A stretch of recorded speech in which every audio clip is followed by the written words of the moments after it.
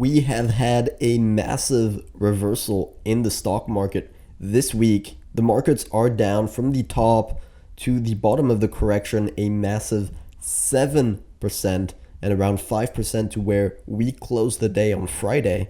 So is this the end of the entire rally that we've seen? This is one of the biggest corrections we've had along the way. Or is it time to be greedy when others are fearful and start to buy the dip? Very similar to what we did right here when we were at major support and had divergence on the hourly chart. So that's exactly what we're going to talk about in this video. So sit back, relax, and enjoy.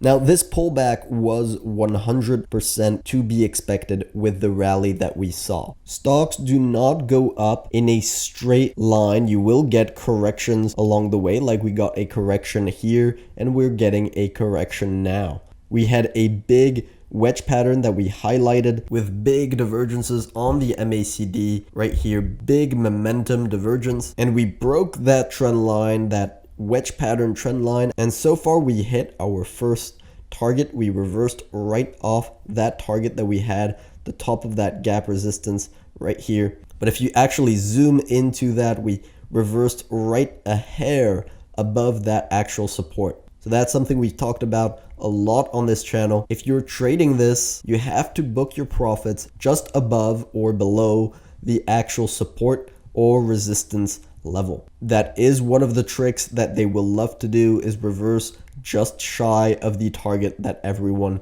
is looking at. So far that has been a nice successful trade. It's been very quick, break of trend line and a nice correction to the first target. Now, trying to short the markets from the very top is possible. It could have been very profitable, but it's extremely difficult to do. The markets were on a melt up. We had big green candles forming. And so when the markets act like this, you can easily get big green candles, 2-3% each day before it actually reverses, and that burns through your stop losses, and you can get hurt pretty badly trying to time a top perfectly. So having a big wedge pattern with a nice uptrend line that you're looking for a break of is much safer, much more probable to do if you're trying to short the market. So on Friday, we closed below this trend line, so we are still on a sell signal, and we're going to talk about what kind of targets we have for this correction and how deep we think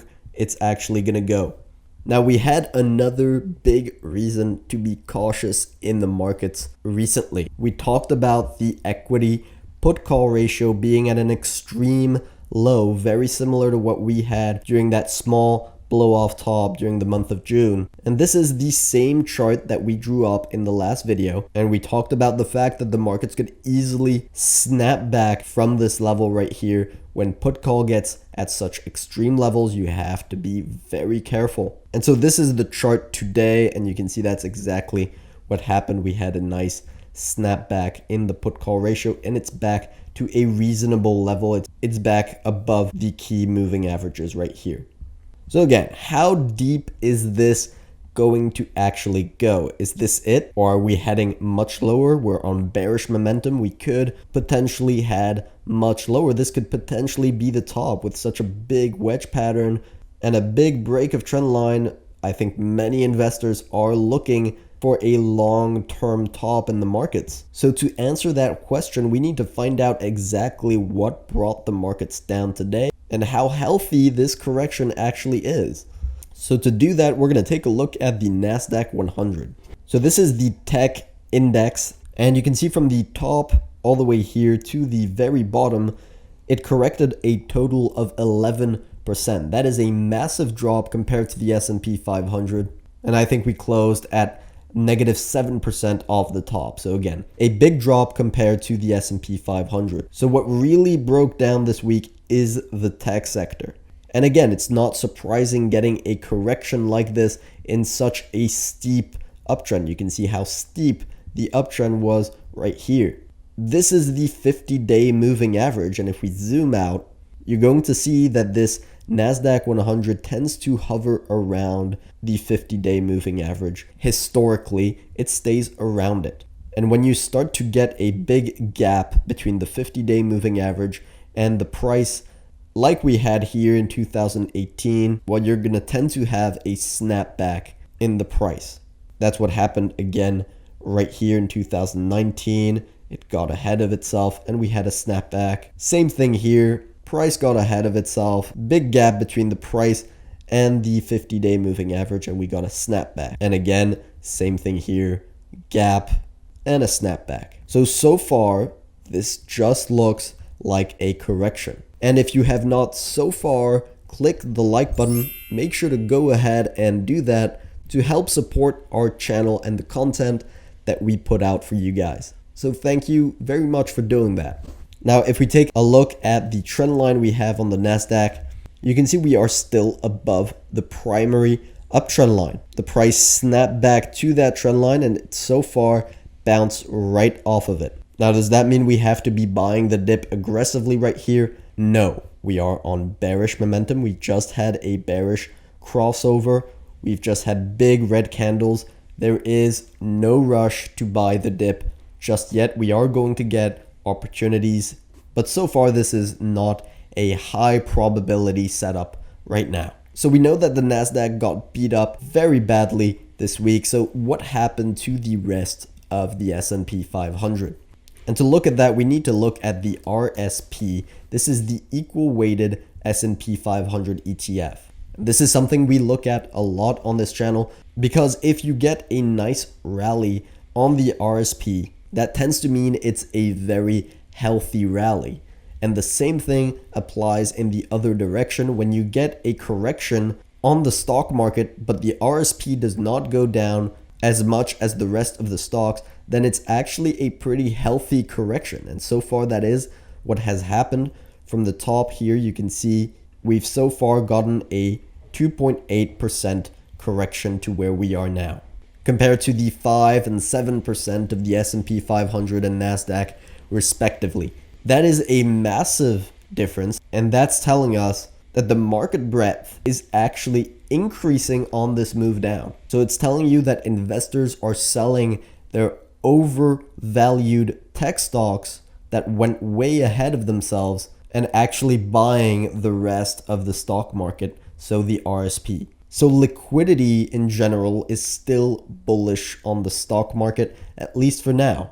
Now, of course, things can change if we have a big red candle on the RSP and we continue to break trend on the NASDAQ. Our analysis will change. It is dynamic. We might be bullish today and bearish tomorrow, depending on what the charts say. But so far, this correction is looking constructive, and we are going to be looking so far for an opportunity to buy the dip. So we're going to go back to the S&P 500 to see what kind of targets we're looking at and where we're going to be looking to buy the dip. Now again, our first target was hit, and we have two more targets that we've highlighted before, and that is this level right here, the 3,280 point level, and right here the 3,213 point level right there. Now again, these are the actual support levels. So if you're doing a short trade, you have to book your profits above the actual support level. And if you actually take out the measured target of this wedge pattern here, so you take out the widest part of the wedge right here, and you measure it out to where the trend line actually broke, you'll see that the final target that we have coincide with the measured target of the wedge pattern.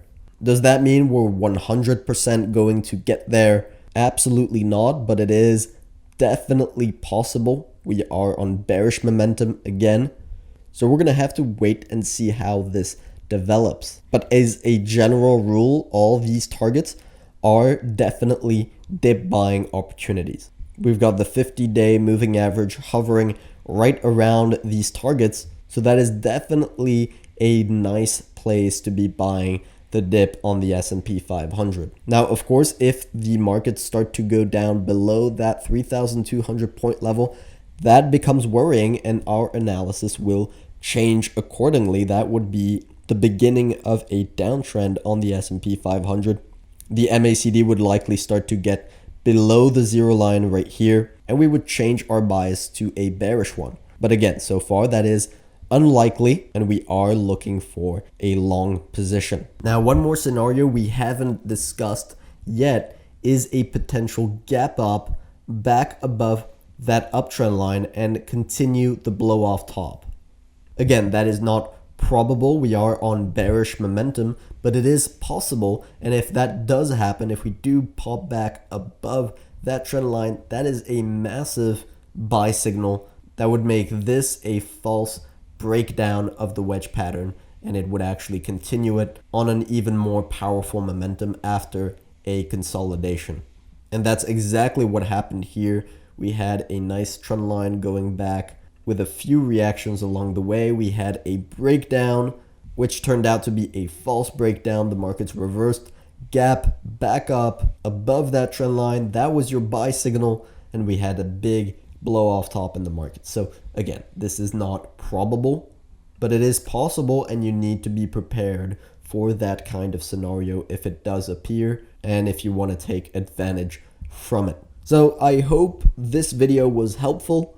These are very tricky times in the markets, so be safe with your trading, be safe with your investing. Of course, good luck and see you next time.